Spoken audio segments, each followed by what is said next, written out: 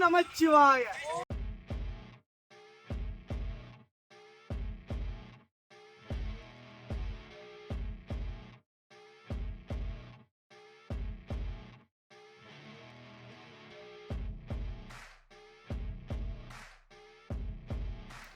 நண்பர்கள் அனைவருக்கும் வணக்கம்.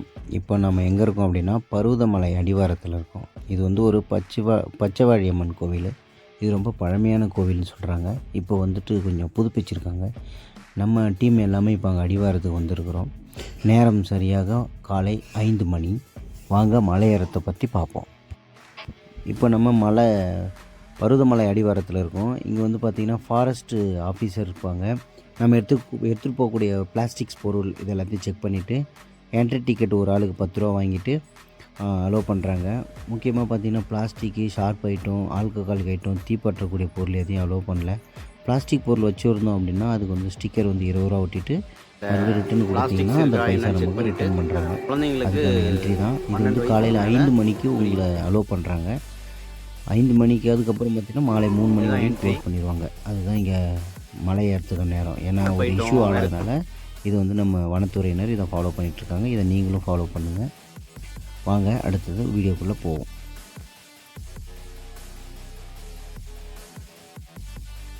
என்னுடைய சிவபயணம் டீம் இது 13வது மாமரத்தை நட்டுட்ருக்கோம். நாங்கள் போகக்கூடிய ஒரு மலைகளுக்கும் விதைப்பந்துகளும் போடுறோம். அதே சமயம் மாமரம் இது போன்ற மர வகைகளும் நட்டுறோம். இந்த பருவதமலையில் இது 13வது மாமரத்தை நாங்கள் நட்டுட்ருக்கோம்.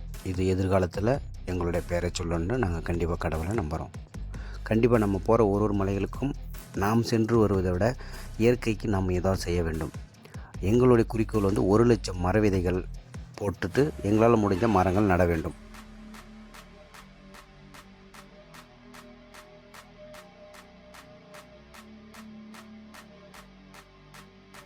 Check post forest officer check post முடிச்சுட்டு ஒரு ஆஞ்சநேயர் கோயில் அவர்கிட்ட வழிபட்டுட்டு கொஞ்சம் தூரம் நடந்து வந்தீங்க அப்படின்னா ஒரு 500 மீட்டர் வந்தீங்கன்னா இங்கே வீரபத்திரர் கோவில். அதே சமயம் இங்கே வந்து அன்னதானம் நடக்கிற இடமும் இங்கே தான். எப்பயுமே அன்னதானம் நடக்கும்.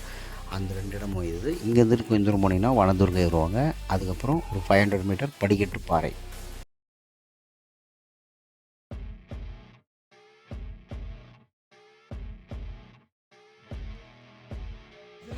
டீமு இவர் ஃபஸ்ட் டைமு கொஞ்சம் பருவதமலை வந்து அவர் கொஞ்சம் சோதனை கொடுக்குது.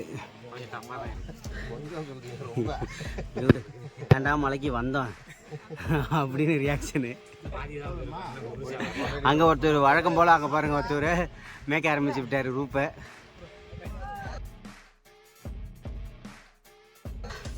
தொடரும் எங்கள் சிவபயணம்.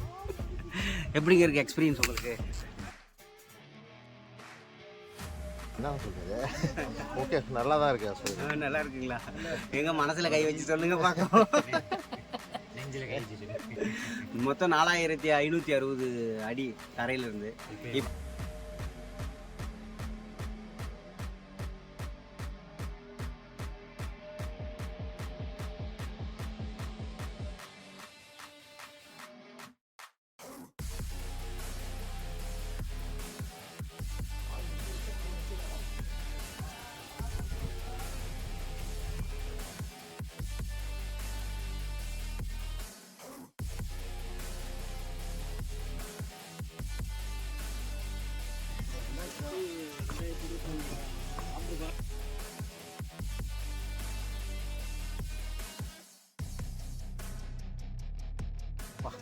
இப்போ வந்துட்டு அந்த உயரமான செங்குத்தான பாறையை விட்டுட்டு நம்ம இப்போது தண்டவாள பாதையெல்லாம் ஏறிக்கிட்டு இருக்கோம்.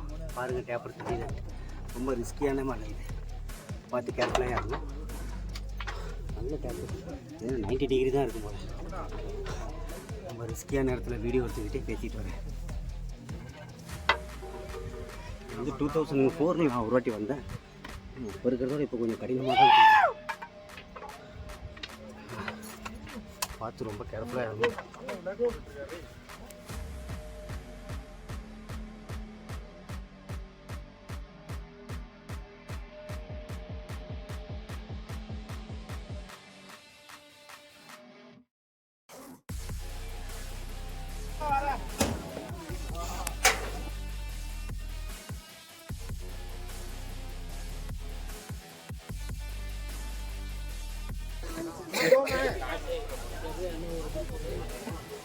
கோவிலுக்கு வந்தோம், பூஜை சிறப்பாக முடிஞ்சுது. ஸோ டீம் எல்லாம் முடிச்சுட்டு பூஜையை நல்லா சிறப்பாக பண்ணிவிட்டு கிளம்புறோம். மீண்டும் சந்திப்போம் அடுத்த ஒரு சிவபயணத்தில். தொடரும் எங்கள் சிவபயணம் தொடரும்.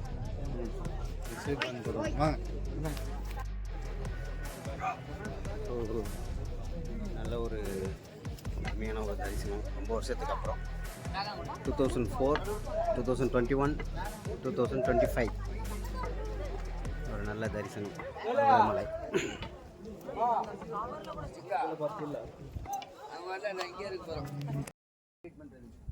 இது வந்து சஞ்சீவி பர்வதமலைன்னு சொல்லுவாங்க. ஏன் சஞ்சீவி பர்வதமலைன்னு சொல்கிறாங்கன்னா, ராமாயணம் போர் நடந்துட்டு இருக்கும்போது அவர் லட்சுமணனுக்கு அடிபட்டுடுமா. ஸோ அவருக்கு உடம்புல வந்துட்டு மருந்து தடவுறதுக்காக கைலாயத்தில் வந்துட்டு மருந்து எடுத்துகிட்டு சொல்லுவாங்களாம், மூலிகையை. ஸோ அனுமன் என்ன பண்ணுவார், கைலா மலையே தூக்கிட்டு வருவாராம். அதுலேருந்து விழுந்த ஒரு பகுதி தான் இது வந்து சஞ்சீவி பர்வதமலை அப்படின்னு சொல்லி சொல்கிறாங்க. இங்கே வந்து பார்த்திங்கன்னா நிறைய மூலிகைகள் இருக்குது. வந்துட்டு கடலாடியில் வந்து பார்த்திங்கன்னா மௌன யோகின்னு சொல்லி ஒரு குரு இருந்தார். அவர் வந்து இப்போ ஜீவசமாதி ஆகிட்டார். ஸோ அவர் வந்துட்டு பார்த்திங்கன்னா இங்கே ஒரு 15 நாள் மேலே வந்துட்டு தவம் இருந்துட்டு அந்த மூலிகைகள் எடுத்துகிட்டு போயிட்டு கீழே இருக்கிற மக்களுக்கு அதை ஒரு சேவை மாதிரி செஞ்சுட்டு இருந்திருக்காரு. ஸோ இப்போயும் அது கிடைக்குதுன்னு சொல்கிறாங்க. ஆனால் அது ரேர். அதுக்கான குறிப்புகள் எதுவும் கிடைக்கல எங்களுக்கு. ஸோ நெக்ஸ்ட்டு இன்னொன்று என்ன சொல்கிறாங்கன்னா, சிவன் வந்துட்டு கைலாயத்தில் வந்துட்டு இந்த மலையில் தான் ஃபஸ்ட்டு காலை வச்சார். அங்கே கூட மேலே நீங்கள் பார்த்துருக்கலாம் அந்த கால் தடம். அப்போது வந்துட்டு அவர் காலை வைக்கும்போது இந்த மலை வந்துட்டு அவரோட வெயிட்டு தாங்காமல் கீழே இறங்குறதாகவும், ஸோ மறுபடியும் அவர் வந்து திருவண்ணாமலையில் போயிட்டு காலை வச்சு அக்னிலிங்கமாக மாறுறதாகவும் இன்னொரு குறிப்பும் சொல்கிறாங்க. இது வந்து இது ஒரு கைலாயமாக தமிழ்நாட்டில் வந்து இது ஒரு 2வது கைலாயமாக கன்சிடர் பண்ணுறாங்க.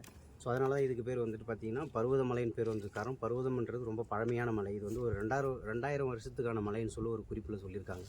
ஸோ இதெல்லாம் பார்க்கும்போது 2 வரலாறு இது எதுவுமே பார்த்திங்கன்னா குறிப்புகளில் கிடையாது, எல்லாம் செவி வழி செய்தி தான். ஸோ இதை வச்சு பார்க்கும்போது இது வந்து பர்வதமலை என்ற பேர் வந்ததுக்கான வரலாறு கூகுள்லேயும் இருக்குது.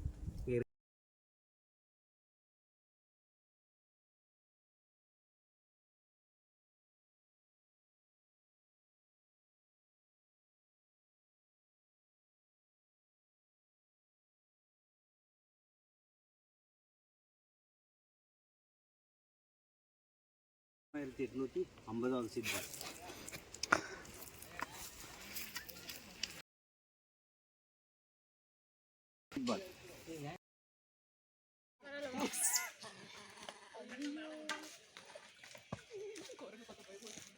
சரி வா, இந்த வாட்டி எதுவும் பண்ண மாட்டேன், பயப்படாத.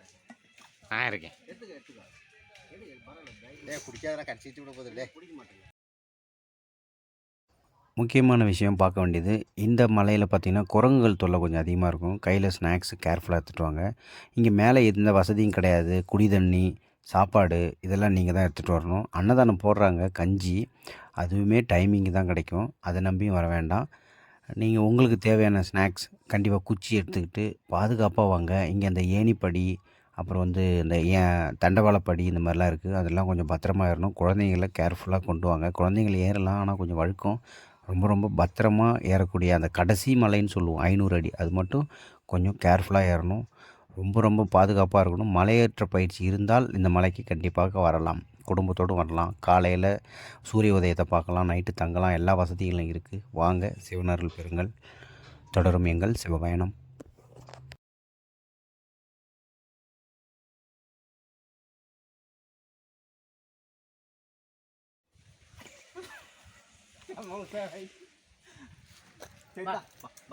ஐயோ, சத்திய சோதனை.